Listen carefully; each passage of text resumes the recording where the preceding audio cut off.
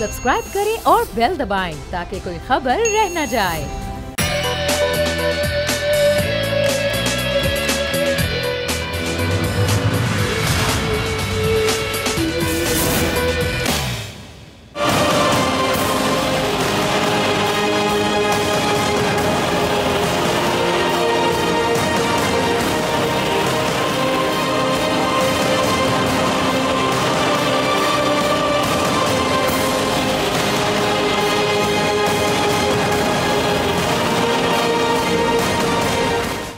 अस्सलामुअलैकुम। प्रोग्राम में मैं सुमैया रिजवान आपको खुश आमदीद कहती हूँ। एक तरफ हम देख रहे हैं कि सियासी बयानात दिए जा रहे हैं, एक तरफ नैब अपना काम कर रहा है, कहीं नैब को काम करने से रोका भी जा रहा है और महंगाई भी बढ़ रही है, उस पर भी हुकूमत अपनी तावीलें पेश कर रही है। लेकिन आज जो डेवलपमेंट हुई वो ये हुई कि नैब की टीम ने हमजा शहबाज के घर पर छापा मारा, लेकिन हमजा शहबाज के घर में होने के बावजूद नैब की टीम कार्रवाई करने में नाकाम रही और नैब की जानिब से कहा गया, क्योंकि वहाँ पर जो गार्ड्स थे हमजा शहबाज के, उन्होंने जद्दोकोप किया, उनके कपड़े फाड़ दिए, यहाँ तक कि जान से मारने की धमकी भी दी गई और इसलिए वो उनको गिरफ्तार नहीं कर सकी, हालांकि वारंट गिरफ्तारी नैब के पास मौजूद थे। बाद में कहा गया नून लीग के कुछ रहनुमाओं की जानिब से और नून लीग के तर्जुमान की जानिब से भी कि नैब के पास इख्तियार नहीं है कि वो गिरफ्तार करे बग़ैर इतला के, और हमारे पास ये हाई कोर्ट का हुक्म मौजूद है कि 10 रोज़ पहले इतला देना ज़रूरी है। लेकिन सुप्रीम कोर्ट 27 मार्च 2019 के फैसले में ये कह चुका है कि नैब के इख्तियार की वजह तशरीह पेश की गई, वो ये की गई कि नैब बग़ैर इतला के किसी को भी गिरफ्तार कर सकता है। सबसे पहले आपको दिखाते हैं कि हमजा शहबाज ने इसके हवाले से क्या कहा। महसूस हुआ कि शायद हम दहशतगर्द हैं। जिस तरह दहशत गर्दों के खिलाफ कार्रवाई की जाती है, टीमें आ जाती हैं, घर का गिराव कर लेते हैं, जबरदस्ती अंदर आने की कोशिश करते हैं, तो ये हमारा दीन हमें क्या सिखाता है। शहबाज शरीफ को आप बुलाते हैं, साफ पानी में गिरफ्तार करते हैं, आशियाना में, और फिर कोर्ट बेल ग्रांट करता है और कहता है कि इसमें नैब की बदनीयती थी। क्या थी? बदनीयती थी। हमजा शहबाज एक पाकिस्तानी है, उसको सुरखाब के पर नहीं लगे। जब भी मुझे कॉल ऑफ नोटिस गया, तमाम तर तहफ़्फ़ुज़ात के बावजूद मैं नैब में पेश हुआ और वहाँ पर जो मेरे साथ गुफ्तगू होती थी वो मैं आपसे नहीं करना चाहता। पाकिस्तानी कौम सुन ले, सुप्रीम कोर्ट के जजेस ने कहा कि नैब सियासत अदा हो चुकी है, आप हथकड़ी लगा के लोगों की तस्दीक करते हैं, हम इसका जायजा लेंगे। आज घर की चादर चार दीवारी का तकद्दुस पामाल करके हमजा शहबाज को गिरफ्तार करने आ गया। भाई करो, गिरफ्तार करना है, लेकिन कोई कायदा कानून है कि नहीं इस मुल्क में? चादर और चार दीवारी का तकद्दुस पामाल किया गया, ये नैब जो है वो काला कानून है, ये कहा हमजा शहबाज ने। फवाद चौधरी आए और उन्होंने मीडिया से गुफ्तगू की। उन्होंने क्या कहा इस हवाले से? दोपहर से मैं देख रहा हूँ कि पंजाब में लाहौर से चीखें आ रही हैं, जो लाहौर से लेकर के तो लड़काना तक जो सारे माफियाज हैं उनकी चीखें आपको सुनाई दे रही हैं। उसकी वजह यह है कि इस हुकूमत ने, इमरान खान ने ये वादा किया था पाकिस्तान के लोगों से कि पाकिस्तान के लोगों का पैसा पाकिस्तान की अमानत है और ये पैसा पाकिस्तान के लोगों को वापस मिले। हमजा शहबाज शरीफ साहब अगर पॉलिटिशियन होते, अगर वो ट्रूली एक लीडर होते तो अपनी गिरफ्तारी पेश करते और वो कहते कि मुझे आप गिरफ्तार करें और मेरे ख़िलाफ़ एलिगेशन जो हैं उनको साबित करें। लेकिन हमने देखा कि किस तरह से वहाँ पर अपने ज़ाती गार्ड से, इससे पहले सुप्रीम कोर्ट के ऊपर भी आपको मालूम है हमला किया गया था। सो PMLN की जो पॉलिटिक्स है वो है ही हमलों की। पहले माजी में इन्होंने मुस्लिम लीग नून ने सुप्रीम कोर्ट के ऊपर हमला किया, आज नैब की जो पार्टी थी उसके ऊपर हमला किया गया। माजी में नून लीग ने सुप्रीम कोर्ट पर हमला किया और आज नैब की टीम पर नून लीग के कारकुनान ने हमला किया, ये फवाद चौधरी साहब कह रहे थे। अब मामला क्या हैं अगर हम देखें तो एक जानिब शहबाज शरीफ का हाई कोर्ट ने नाम ECL से निकालने का हुक्म दिया, वज़ारत दाखिला ने जो है वो नून लीग शहबाज शरीफ का नाम निकाल भी दिया और अब ये सूरत हाल है कि नैब की टीम आज हमजा शहबाज को गिरफ्तार करने के लिए पहुंची। आखिर नैब का कानून क्या कहता है और अब सुप्रीम कोर्ट ने नैब के इख्तियार के बाद तशरीह जो की थी, उस तमाम तर सूरत हाल में क्या नैब की टीम इस तरह गिरफ्तार करने जा सकती थी या नहीं, इस पर हम बात करेंगे। फारूक हमीद हमारे साथ मौजूद हैं, ex director investigation national accountability हैं। आपका बहुत शुक्रिया फारूक साहब। ये बताइएगा, ये जो बात बार बार की जा रही है नून लीग की जानिब से कि नैब के पास ये इख्तियार नहीं है कि वो बगैर इतला के आके इस तरह छापा मारे और गिरफ्तारी करे, लेकिन अभी 27 मार्च 2019 को जो सुप्रीम कोर्ट ने नैब के इख्तियार की तशरीह की थी कि नैब बगैर इत्तला के किसी को भी गिरफ्तार कर सकती है, तो बताइएगा कि कौन सा कानून सही है? ये कहना नून लीग का ये सही है या फिर इस तशरीह को हम देखेंगे सुप्रीम कोर्ट की? बिस्मिल्लाहिर्रहमानिर्रहीम, बहुत शुक्रिया। कभी ऐसा भी हुआ है कि चोर को पहले एडवांस वार्निंग दी जाए, उसको कहा जाए चोर साहब हम आपको 10 दिन बाद आके अरेस्ट करेंगे, आपकी बड़ी मेहरबानी, अब गिरफ्तारी दे दें। कौन से मुहज्जम माशरे में ऐसा होता है? बिल्कुल नैब का कानून बड़ा क्लियरली कहता है कि जब नैब चाहे उनके पास सबूत हो, इंक्वायरी की स्टेज पे, इन्वेस्टिगेशन की स्टेज पे, रसद की स्टेज पे, और मुलजिम कोऑपरेट ना कर रहा हो या कोई और सीरियस मामला हो, तो बिल्कुल वो मुलजिम को जब चाहे वो अरेस्ट कर सकते हैं। और सिर्फ हमजा के केस में आज से चंद हफ्ते पहले ऑनरेबल लाहौर हाई कोर्ट ने गालिबन ये फैसला दिया था कि उनको 10 दिन का जो है एडवांस इंटीमेशन दी जाए, जिस पे जारी बात आपने देखा कि वो उस फैसले का वो फिर मामला अल्तवा में रह गया और उसके बाद फिर एक सुप्रीम कोर्ट का फैसला आ गया। बिल्कुल जी, बाद में सुप्रीम कोर्ट ने 5 दिन पहले जबरदस्त फैसला दिया। उन्होंने कहा अगर आपके पास नैब के पास सबूत है तो नैब का कानूनी हक है कि वो अपने नैब के कानून के तहत जब चाहे मुलजिम को अरेस्ट कर सकता है। सिर्फ ये कि उनके पास सबूत होने चाहिए, ग्राउंड्स ऑफ अरेस्ट जो हैं वो स्ट्रॉन्ग होने चाहिए। तो यही वजह है कि देखें आज उन्होंने हमजा शहबाज शरीफ पे को अरेस्ट करने के लिए टीम भेजी है और आपने देखा कि चंद मिनट बाद ही वो ग्राउंड्स भी सामने आ गई और वो ग्राउंड्स बड़ी क्लियर थी कि जनाब इनके फैमिली के 2 फ्रंटमैन जो है लाहौर में ये अरबों रुपए की मनी लॉन्ड्रिंग करते हुए उनका जिस्मानी रिमांड लिया गया इंतखाब अदालत से। उसके बेसिस पे इनको आके अरेस्ट किया क्योंकि वहीं से इन्होंने अपने नाजायज असासे बनाए थे। सलमान शहबाज और हमजा शहबाज, सलमान शहबाज तो पहले मुल्क से फरार हो चुके हैं कई महीने पहले।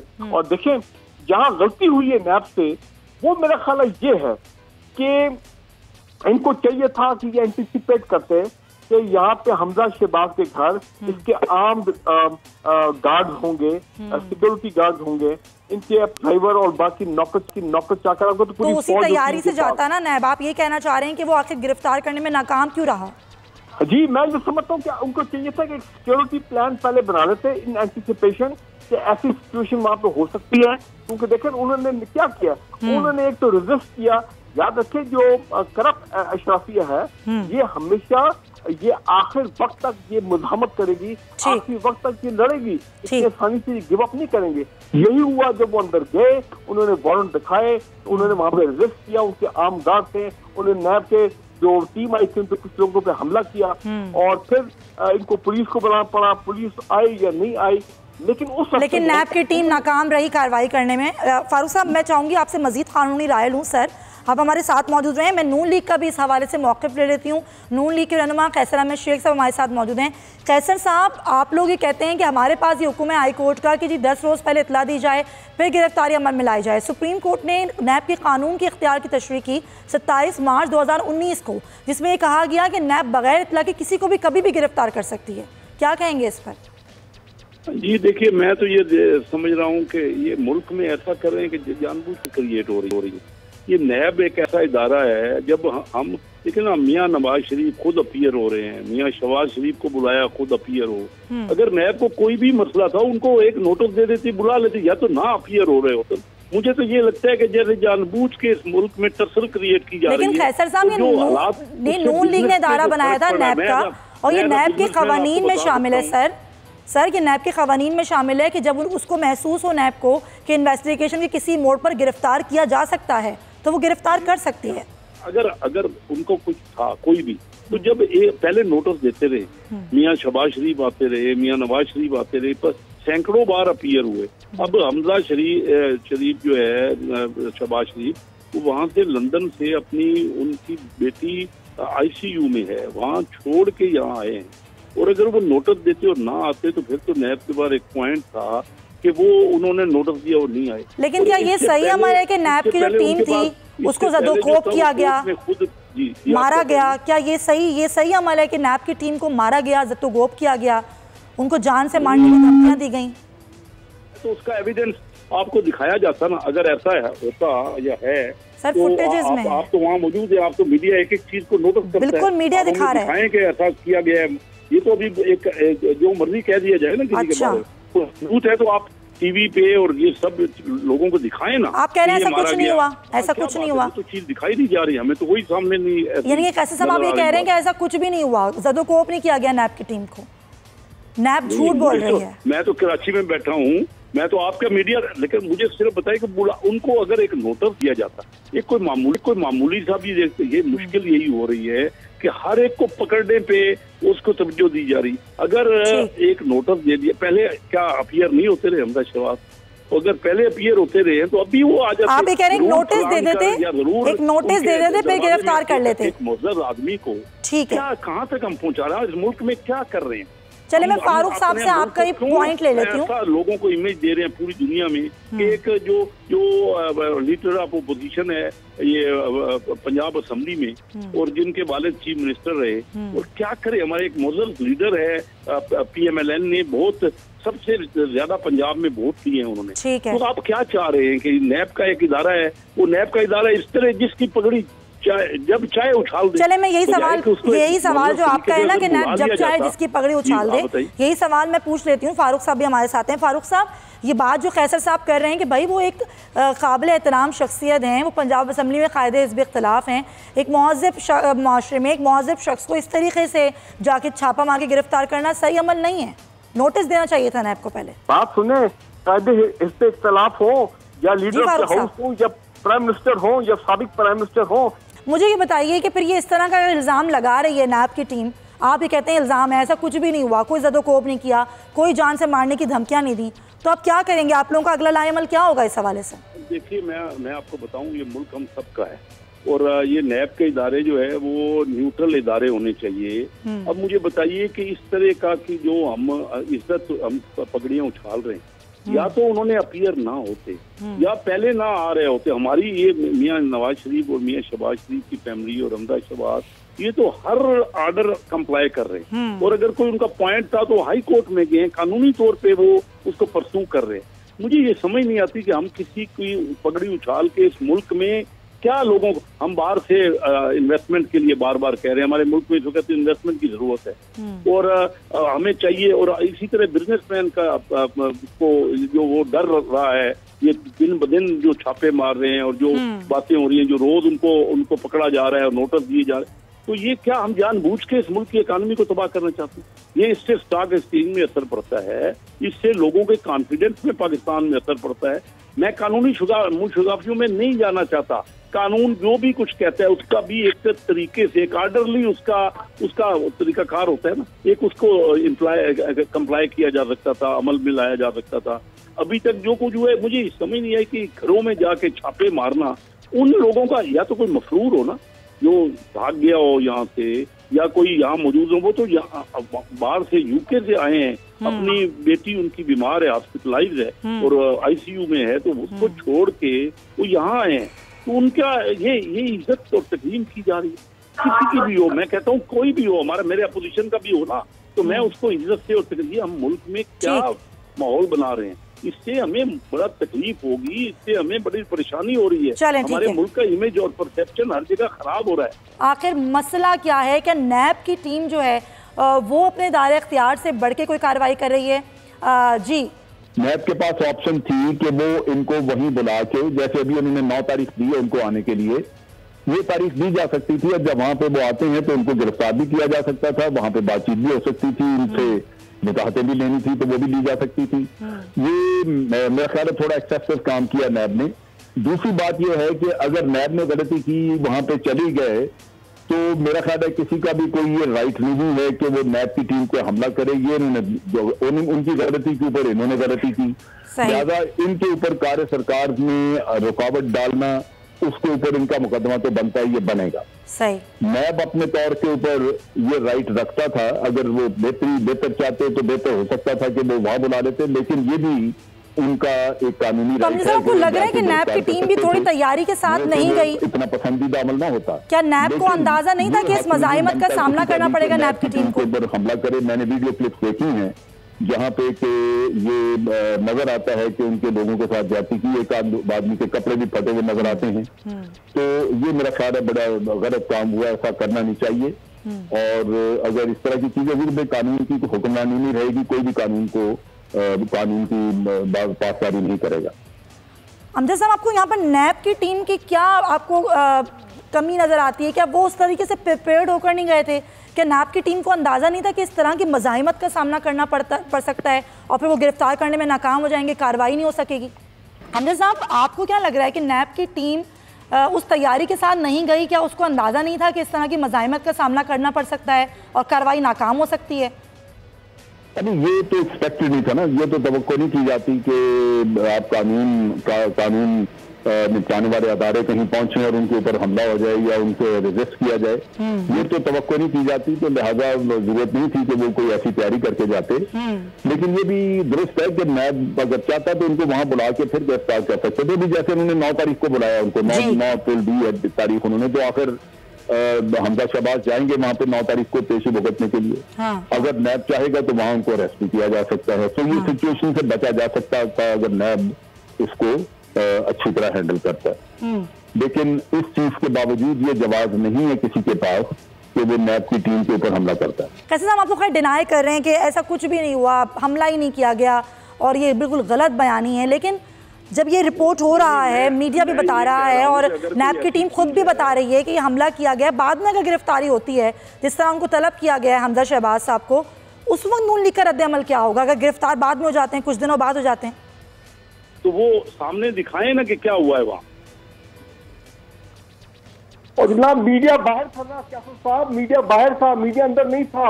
अंदर जो वामा पे कैसे साहब, सवाल तो ये है ही नहीं ना, सवाल तो ये है ही नहीं, सवाल तो सर ये है कि आप क्या रद्द-ए-अमल होगा कि गिरफ्तारी बाद में होती है तो कैसे आप साबित करेंगे? ये तो एक जिस तरह नैब ने एक हमला तकरीबन किया, पहुंच गए उनके घर पे, तो उसके बाद ये जवाब बनाना कि भाई वो हमारे कपड़े, जब मीडिया ही नहीं था और कोई सबूत भी नहीं है, तो किस तरह आप किसी पे इल्जाम लगा दें? चलें उस चीज को छोड़ देना। मैं आपसे सवाल ये कर रही हूँ सर, 9 तारीख को अगर तलबी है, उस वक्त अगर हमजा शहबाज को गिरफ्तार किया जाता है, फिर आपका रद्द-ए-अमल, नून लीग का रद्द-ए-अमल क्या होगा? लेकिन उसका कोई रद्द-ए-अमल नहीं होगा। इससे पहले क्या मियाँ शहबाज शरीफ को गिरफ्तार नहीं किया गया? क्या मियाँ नवाज शरीफ साहब को गिरफ्तार नहीं किया गया? हमारी पार्टी कोई रद्द-ए-अमल कानूनी मामलात में नहीं कर रही, लेकिन कोई अंदाज जो अपनाया जा रहा है वो किसी को खामखा उकसाया जा रहा है अमल। ये हमारी मुस्लिम लीग नवाज जो है हमेशा कानून की पासदारी पे बिलीव करती है। हमने कभी एक जगह भी हमने कोई कॉल नहीं दी कोई कि हमारी पार्टी इकट्ठी हो। देखिए, हम तो कानून का कह रहे हैं, जो कुछ भी कानून का फैसला है उसको, लेकिन अगर इस तरह उछाला जा रहा है, उकसाया जा रहा है, तो ये मुझे बताइए कि ये कोई डिसेंट तरीका, और हमारे मुल्क में हमारे मुल्क का परसेप्शन और हमारे मुल्क का इमेज सारी दुनिया में क्या जा रहा है कि हम क्या कर रहे हैं, क्या इमेज जा रहा है? चलें, अगर देखिए इस तरह अगर किसी की, मैं ये नहीं कहता कि कानून क्या कहता है, कानून में ये जवाब मौजूद होगा, मैं उससे बना, लेकिन जब एक डिसेंट तरीका मौजूद है किसी भी मुअज़्ज़ज़ आदमी को, आप जब कॉल चले, ये मुहज़्ज़ब तरीका नहीं है सर, पॉइंट टेकन। जरा मैं यास्मीन राशिद साहिबा का भी जरा मौक़िफ़ ले लूँ, पाकिस्तान तहरीक इंसाफ से हमारे साथ मौजूद। यास्मीन राशिद साहिबा, नून लीग कह रही है मुहज़्ज़ब माशरे में एक मुहज़्ज़ब इंसान को जो कि पंजाब असम्बली में कायदे हिज़्ब इख्तिलाफ है, उसको इस तरीके से छापा मारना गिरफ्तारी के लिए मुहज़्ज़ब अमल नहीं है, और वो इस बात को भी डिनाई कर रहे हैं कि वहाँ पर जो मुहाफ़िज़ थे, जो गार्ड्स थे, उन्होंने नैब की टीम पर कोई हमला किया है। देखिए जी, मेरा ख्याल है सबसे इम्पॉर्टेंट ये चीज़ है कि अरेस्ट करना तो वैसे भी मेरा ख्याल है जब अरेस्ट किया जाता है उसके अंदर कोई ख़ास किस्म का महज़्ज़ब तरीका होना चाहिए। उसके मुझे अभी तक समझ नहीं आई कि किस तरह के महज़्ज़ब तरीके की बात ये जिक्र कर रहे हैं। इम्पॉर्टेंट ये चीज़ है कि नैब उनको अरेस्ट करने गई, उन्होंने वहाँ से आगे से रेजिस्टेंस नैब ने फेस की, उन्होंने वहाँ उनके लोग जो इकट्ठे हुए थे उन्होंने उनको मारा पीटा। एंड ऑफ द डे वो मेरा ख्याल है वो भी ये एक्सपेक्ट नहीं कर रहे थे, वरना वो पूरी तैयारी करके जाते। मेरा ये ख्याल है कि अगर वो एक्सपेक्ट कर रहे थे कि इस तरह की उनके साथ रवैया इख्तियार किया जाएगा तो पूरी तैयारी करके जाते। तो कुछ ना कुछ तो हुआ कि नैब अपना जो ऑर्डर था अरेस्ट करने का वो मुकम्मल नहीं कर सके। अब ये जो मर्जी कहते रहे कि जी हमने कुछ नहीं किया और इन्होंने बदतमीज़ी की या जो भी किया, end of the day they could not arrest them because of the resistance which was put up there. और नैब तो इस तरह की रेजिस्टेंस एक्सपेक्ट इसलिए नहीं कर रही थी कि हमजा शहबाज शरीफ साहब को पहले भी पता कि नैब पहले भी उनको अरेस्ट कर चुकी है और ये बेल के ऊपर बाहर हैं, ये किसी से कोई ढकी छुपी बात तो है नहीं। और फिर इस नैब के बारे में वो किस लिए नाराज़ हो रहे हैं? ये वही नैब है जो इन्होंने ख़ुद बनाई है। उनको बतेरा मौका मिला कि इसके अगर कानून तब्दील करना चाहते तो कर लेते, लेकिन अब तो मुझे समझ नहीं आती इनके गिला शिकवा किस चीज़ का। अगर आप जो वो फुटेज दिखाई जा रही है उसके अंदर आप देखें बाहर भी लोग खड़े हुए हैं, अंदर भी लोग खड़े हुए हैं, बल्कि वो जो खवातीन साथ गई थी उसका यही मतलब था कि they weren't expecting any sort of resistance। वो तो इसलिए खवातीन ये इल्ज़ाम क्यों लगता है कि नैब की कार्रवाइयों के पीछे हुकूमत है? जी जरा दोबारा ऊंचा। ये इल्ज़ाम क्यों लगता है कि नैब की कार्रवाइयों के पीछे हुकूमत है? ये हुकूमत कार्रवाइयाँ करवा रही है।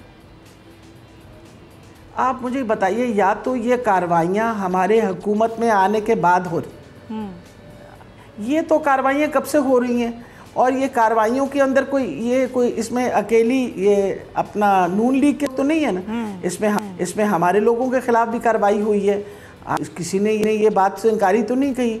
और फिर सबसे बड़ी ये बात है कोई एक पार्टी तो नहीं है, सब पार्टियों के खिलाफ हो रही है ये। तो मेरा ख्याल है इम्पॉर्टेंट ये चीज़ है कि एक तरफ तो हम कहें जी कि हम बिल्कुल कानून की पासदारी करते हैं और हर चीज़ करते हैं, और फिर अगर आप रेजिस्टेंस करने के लिए आप वहाँ अपने बंदे खड़े कर दें और वो बंदे जो है मारपीट करें, तो मेरा ख्याल है ये तो this actually shows that you do not respect the law. ठीक है, बिल्कुल सही, बिल्कुल सही। डॉक्टर यास्मीन राशिद साहब हमारे साथ ही आप मौजूद हैं, और आप ज़ाहिर में ब्रेक पर भी जाना है, और हम ज़रा महंगाई के हवाले से आपसे बात करना चाहेंगे। और जो अद्वियात की जो कीमतें बढ़ रही हैं, जिनमें जो दवाई साज कंपनियां हैं उन्होंने 100% का इजाफा कर दिया है, ये इजाफा किस हुआ है, इसका इम्प्लीमेंट किस तरह से हो रहा है, क्या हुकूमत इस बात से बेखबर है? और असद उमर साहब जिन्होंने आपसे कुछ देर पहले गुफ्तगू की थी, उस पर उन्होंने जो तमाम तर मेजर्स बताए हैं, जो मवाजना किया है उन्होंने नून लीग की हुकूमत का और अपनी हुकूमत के 8 माह का, उस पर भी हम बात करेंगे इस ब्रेक के बाद। स्टे विद अस।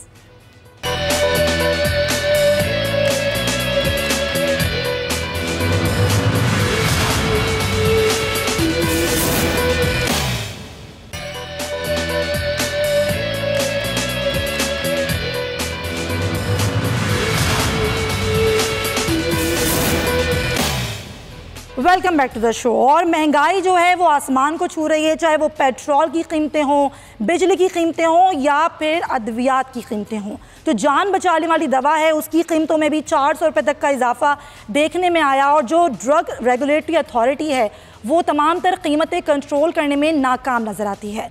इसके साथ साथ जो वज़ीर ख़जाना है असद उमर साहब, उन्होंने भी कुछ महंगाई के हवाले से, डॉलर की बढ़ती हुई कीमतों के हवाले से, सरमायाकारी और मईशत के हवाले से कुछ गुफ्तगू की, और उन्होंने उस गुफ्तगू में नून लीग के दौर में और अपने दौर में यानी कि पाकिस्तान तहरीक इंसाफ के दौर हुकूमत में जो मेजर्स लिए गए, जो कि मवाजना किया गया, उन्होंने उसमें क्या कहा पहले आपको दिखाते हैं, फिर इस तमाम तर सूरत हाल पर बात करेंगे। जिस वक्त डॉलर की मांग ज़्यादा होगी और सप्लाई कम होगी तो रुपया प्रेशर में आ जाएगा। कोई पाकिस्तान की तारीख में कभी हुआ ही नहीं कि 19 अरब डॉलर का करंट अकाउंट का खसारा हो जाए एक साल के अंदर। इस 8 महीने के अंदर हुआ क्या कि वो जो खसारा पहले से बढ़ रहा था उसको पहले रोकना था, फिर उसको नीचे लेकर आना था।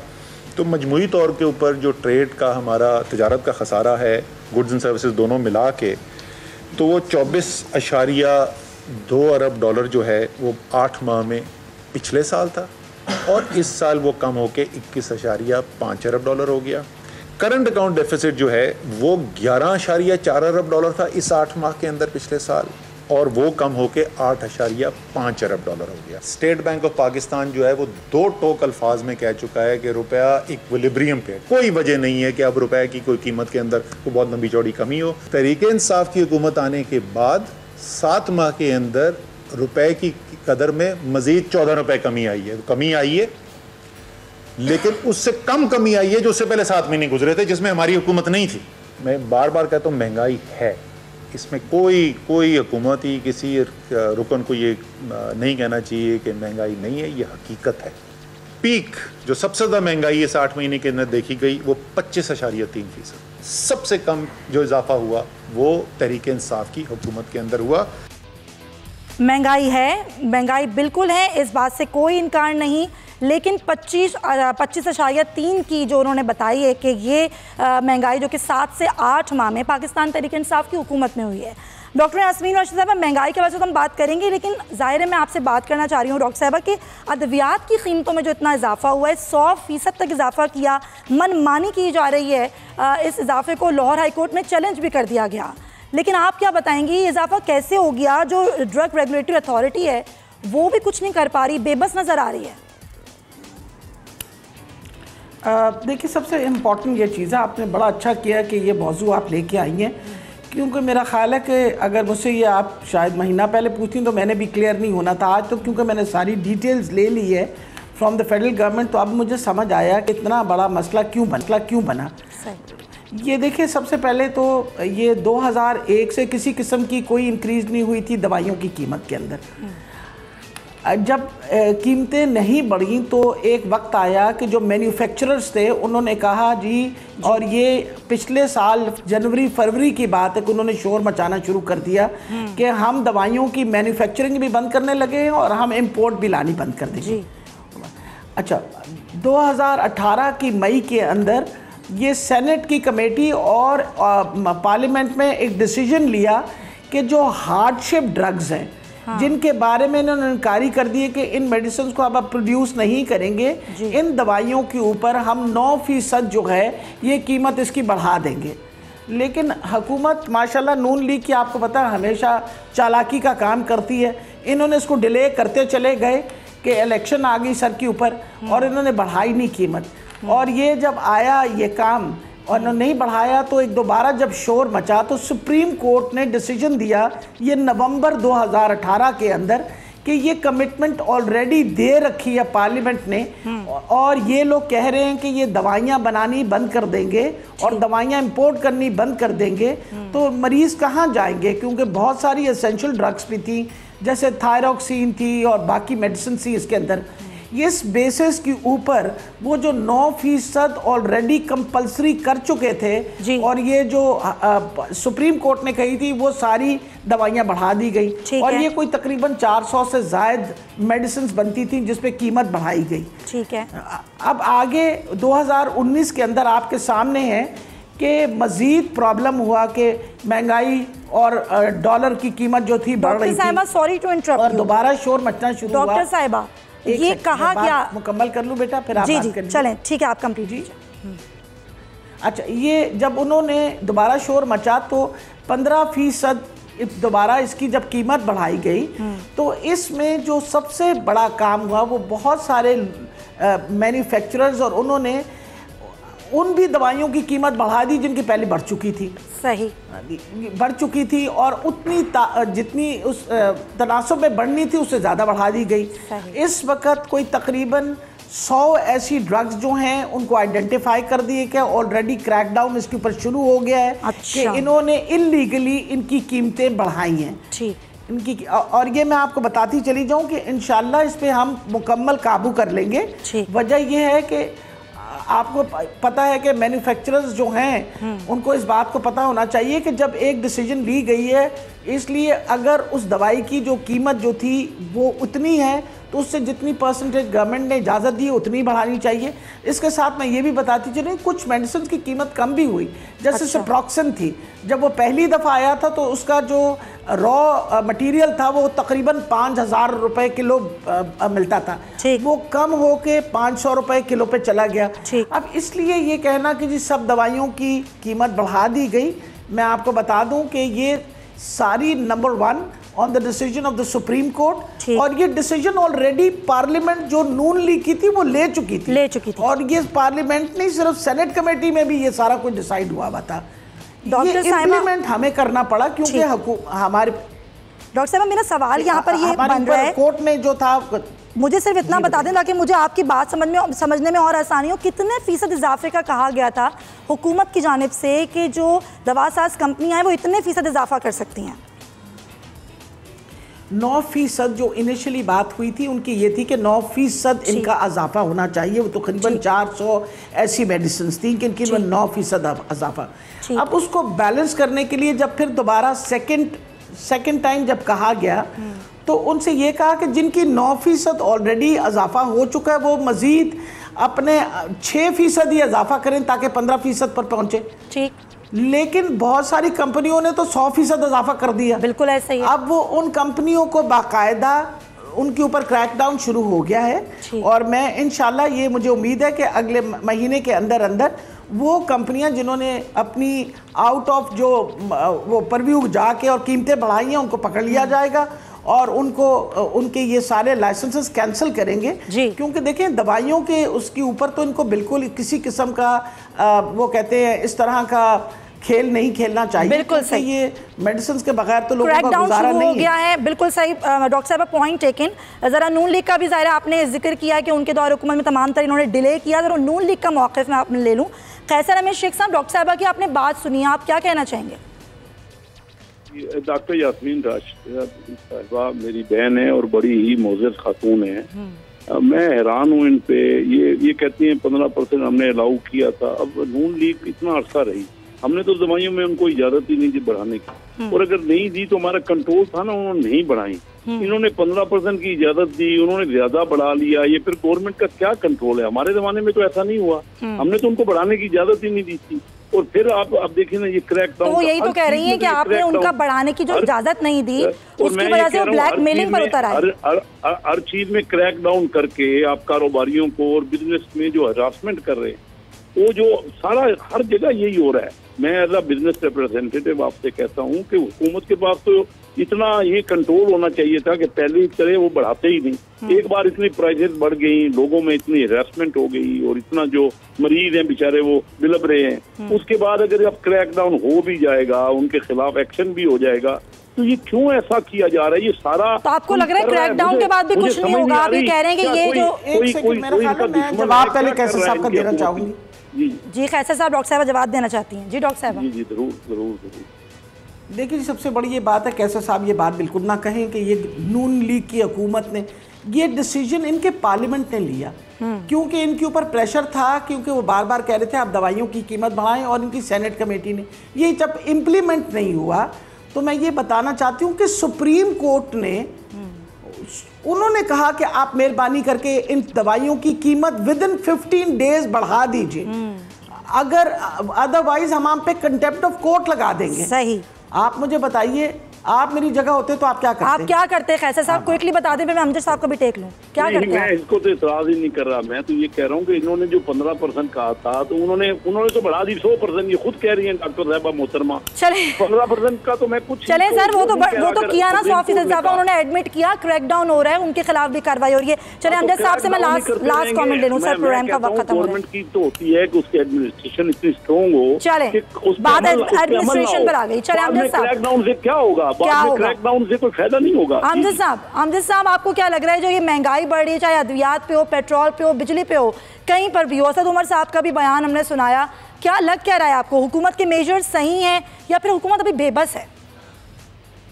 बेबस तो नहीं है, लेकिन वो जो पूरे आप कह लीजिए कि रेशो से जो मेजर्स लेने चाहिए वो भी नहीं दिए गए, तो दोनों तरफ से मसला है। लेकिन एक चीज जो ज़हन में रखनी चाहिए, जितनी भी टेक्निकलिटीज हैं, जितना भी हम बात करते हैं कि ये इतनी परसेंट ये हुआ या पहले फैसला था या बाद में इम्प्लीमेंट हुआ, अवाम अमूमन इन चीजों को समझने से काफिर होते हैं, उनकी सोच इतनी दूर तक नहीं जाती। बिल्कुल सही। इनके ऊपर जो इफेक्ट आता है वो उनकी जिंदगी जो महंगाई की वजह से तंग होती हैं, वो तो वो देखते हैं। नतीजा ये कि आज डेफिनेटली ये अवाम जो है वो उनमें एक बेचैनी है, परेशानी है, और उनकी तरफ से कोई अच्छा हमें तासर नहीं मिल रहा। वो फीलिंग यही आ रही है कि हमसे तो वादे ये किए गए थे लेकिन कर ये दिया। तो उस लिहाज से मैं समझता हूँ कि पीटीआई की गवर्नमेंट को बड़े ड्रास्टिक स्टेप लेने चाहिए, क्योंकि ये इसका बड़ा नेगेटिव इफेक्ट आ रहा है।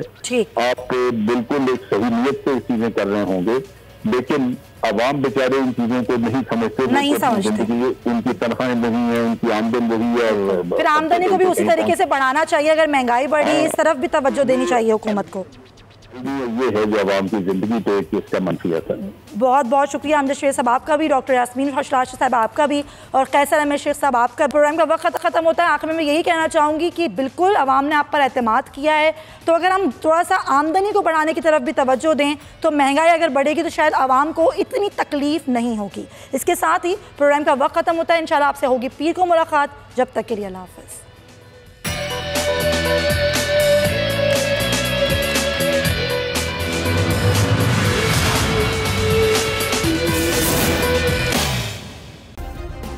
सब्सक्राइब करें और बेल दबाएं ताकि कोई खबर रह न जाए।